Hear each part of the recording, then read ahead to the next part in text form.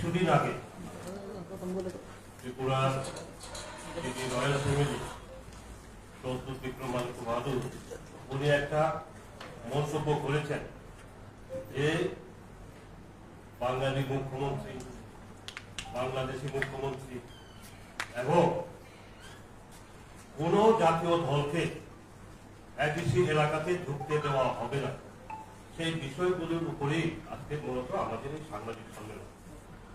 বন্ধুরা, আপনারা জানেন যে ত্রিপুরা রাজ্য, অবিভক্ত ত্রিপুরা রাজ্য, কুমিল্লাও ছিল, চট্টগ্রামও ছিল, সবটাই ছিল। আজকে উনিও দাবি করছেন যে গ্রেটার ত্রিপুরাল্যান্ড করে আগে অবিভক্ত যে ত্রিপুরা রাজ্য মহারাজার আমল যেটা ছিল সেটাকে নিয়ে উনি ব্যাখ্যা করছেন যে আমি কেন গ্রেটার ত্রিপুরাল্যান্ড দাবি করছি, সেটা বলতেন। কাজে আজকে আবার তিনি বলছেন যে বাংলাদেশি মুখ্যমন্ত্রী। এই একটা মুহূর্তে এতদিন আমরা জানি, আপনারা মিডিয়া পার্সন, আপনারা জানেন, ভালো অভিজ্ঞতা আছে আপনাদের। আমরা 1980 সালের জুনের দাঙ্গা দেখেছি, ভাতৃঘাতী দাঙ্গা। আবার কি এটা পুনরাবৃত্তি করার জন্য চক্রান্ত চলছে? আজকে যদি রয়্যাল ফ্যামিলিকে, এই ত্রিপুরা রাজ্যের যে রয়্যাল ফ্যামিলিকে যদি সম্মান দিয়ে থাকে, সেটা ভারতীয় জনতা পার্টি আশা করছে। আজকে ভারতীয় জনতা পার্টি কি করেছে? এই রাজ পরিবারকে সম্মান দিতে গিয়ে মহারাজা নামে এয়ারপোর্ট আমরা নামকরণ করেছি। মহারাজের জন্মদিবসকে আমরা সরকারি ছুটি হিসাবে আমরা ঘোষণা করেছি। এরপরে উনি বলছেন যে জনজাতিরা জাতীয় দল করে কোনো লাভবান হবে না, জাতীয় দলের মধ্যে জনজাতিদের মূল্যায়ন হয় না, গুরুত্ব দেওয়া হয় না। আজকে আমরা বলতে চাই, এই ভারতীয় জনতা পার্টি ত্রিপুরা রাজ্যে শাসন ক্ষমতা আসার পরেই জনজাতিদের সমাজপতিদেরকে আমরা সেখানে সরকারি মর্যাদা দিয়েছে, সরকারি স্বীকৃতি দেওয়া হয়েছে। আগে কোথায় হতো বিচার?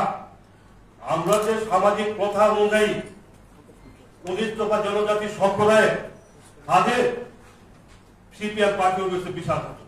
আজকে জনজাতি সম্প্রদায় তার নিজস্ব সমাজ ব্যবস্থার মাধ্যমে সেই বিচার চলছে। যার কারণে আপনারা দেখবেন কোর্ট কাছারিতে, থানায় জনজাতি প্রার্থীদের খুব কম মামলা মোকদ্দমা। কেন? কারণ তারা নিজেরাই সেই সমস্যার সমাধানের ব্যবস্থা তারা করছে। এবং প্রত্যেকটা আরক্ষা দপ্তরকেও, ওসিদেরকেও বলা হয়েছে সরকারের তরফ থেকে, যাহাতে যেখানে আপনার পোস্টিং এ যাবেন ওইখানে সমস্ত জনজাতি সমাজপতিদেরকে যা মূল্যায়ন করা হয়, মর্যাদা দেওয়া হয়।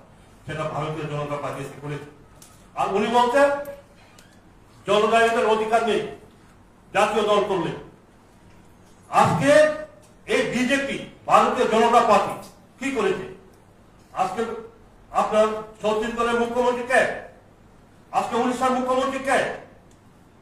এই যে অর্জুন মুন্ডা, উনি কি মুখ্যমন্ত্রী হন নাই ঝাড়খণ্ড থেকে? আজকে ভারতের যিনি রাষ্ট্রপতি একজন জনজাতি মহিলা, সেটা একমাত্র ভারতীয় জনতা পার্টি জনজাতিদেরকে সর্বভারতীয় ক্ষেত্রেও সেটা সম্মান দিয়েছে। আপনার ত্রিপুরা রাজ্যের কথা বলুন, রাজ্যের প্রাক্তন উপমুখ্যমন্ত্রী রয়্যাল ফ্যামিলি জিষ্ণু দেববর্মন, উনি আজকে তেলেঙ্গানার মতো একজন গুরুত্বপূর্ণ রাজ্যের উনি রাজ্যপাল হয়েছে, সেটা ত্রিপুরার রেকর্ড।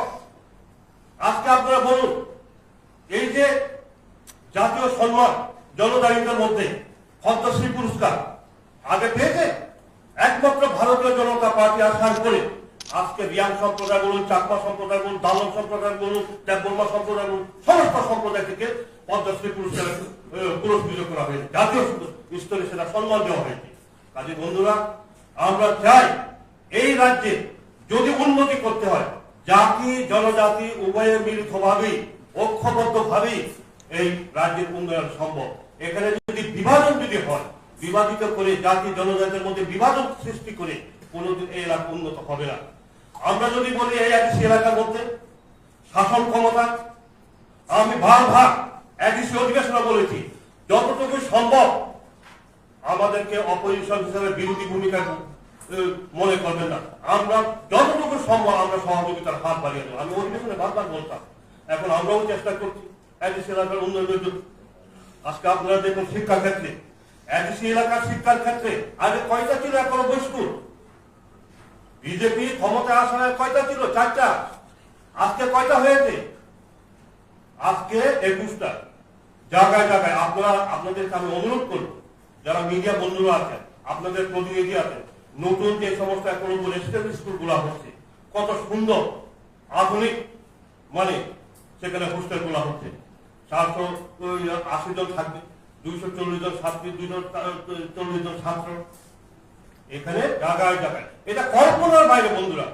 আজকে খেলাছড়া একটা প্রত্যন্ত এলাকা, রিয়াল অধ্যুষিত এলাকার মধ্যে, সেখানে এখনো রেসিডেন্স স্কুল। আপনারা যান জয়শ্রী রিয়াল অধ্যুষিত এলাকাতে এখনো রেসিডেন্স স্কুল। আপনারা যান কৈশামা রিয়াল অধ্যুষিত এলাকার রেসিডেন্স স্কুল কোথায় হচ্ছে না? খরমচড়াতে আপনার ওই আপনার কি নাম কয় ওই শামনু, সব জায়গাতে হচ্ছে, গন্ডাছড়াতে সব জায়গাতে রেসিডেন্স স্কুল হচ্ছে, কত উন্নত মানের। আবার আপনার দেখবেন আগে কিন্তু রাজ্য সরকার সেটা ঠিক করতো টিচারকে, এখন ন্যাশনাল লেভেলে জাতীয় পর্যায়ে সেটা সিলেকশন হবে। যেমন আমরা ওই যে কেন্দ্রীয় বিদ্যালয়, আপনার ওই যে কি নাম নবোদয় বিদ্যালয়, কেন্দ্রীয় স্কুলে যে শিক্ষক নিয়োগ হয়, ঠিক সেই পর্যায়ে